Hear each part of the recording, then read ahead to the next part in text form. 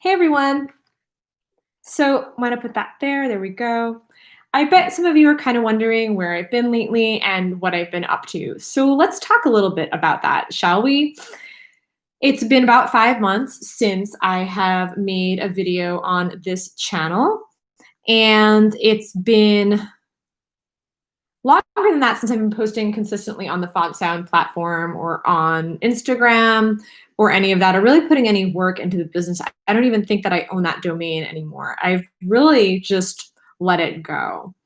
And Font Sound is still my LLC. It is still a business, but I've gone in a slightly more niche, slightly more personal direction as far as a musician. And that's really how I work as a musician. I work under Font Sound when I am not an employee, when I'm an independent contractor. I bill through Font Sound, and I typically will work that way.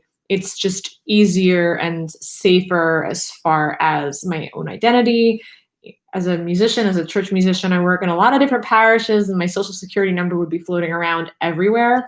It's better they bill through my LLC. There's really less that can be exploited if it got into the wrong hands.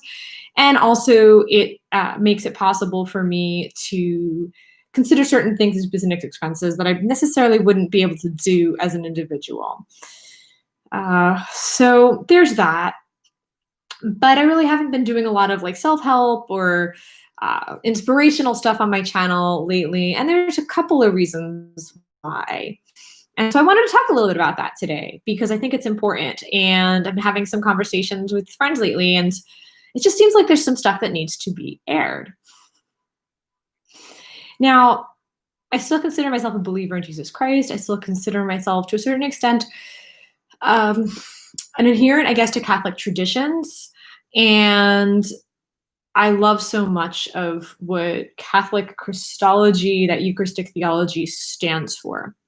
However, over the last year or so, I've also come to realize that if something is so wonderful, then why does it need to be so secretive? Why does it need to be so arbitrary?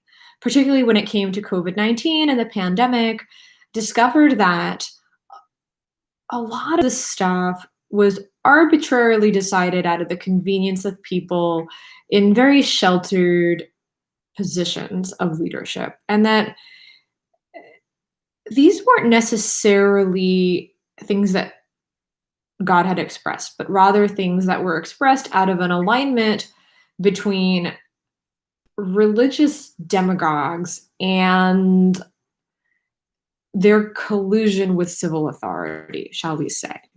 A desire for self-preservation, a desire to protect assets. It was really disappointing. And in that, I realized that I can't let that take away my faith, because I finally found it again after a really devastating experience in 2018. So I couldn't let that take away from my faith, but it was really time for me to stop thinking that I could fix or change anything in an organization that had proven its own irrelevance. I'm not saying here that the body of Christ is irrelevant by any means. In fact, the body of Christ that I've discovered in the unity and love and enthusiasm of the people that I've met by belonging to a Catholic community has really kept me solid. In fact, I don't think I would have gotten into law school without the support of people who've been praying and believing in me. I don't think I would be able to handle the death of my mother. My mother is dying. I don't think I would be able to handle that without the support of people who've been through it before. And I know that that is not just people, that is God's presence working through them. But I also know that just as much as God has the power to work through people and to work through leaders and to work through our Eucharistic celebrations, there's also a lot of bureaucracy and red tape and just self-importance that's standing in the way of my faith and the faith of others. I started to see a little bit of that as early as last year, and I kind of just ignored it. And then when I started working part-time, I didn't pay much attention to it. I had also put some energy into a second business, which I really loved. And I was sad to let go of that, but I also realized that in order to pursue things that would allow God to work a little bit more fully through me, I had to let some things go. And so I opened a business and I closed a business in the span of 6 months. Uh, did a bunch of different things last year, and it was a great year. This year's been a little bit more difficult. However, I have law school to look forward to in 2 weeks, and I'm really excited about that. But I also think that it's time for me to bring Font Sound as some sort of Catholic empowerment organization to a close. That's not really where my heart is anymore. And I don't really need a business to do that, nor do I need to look for work or consider myself an expert in any area. I had a good career. I had a wonderful time in working in parishes, and I had a wonderful career.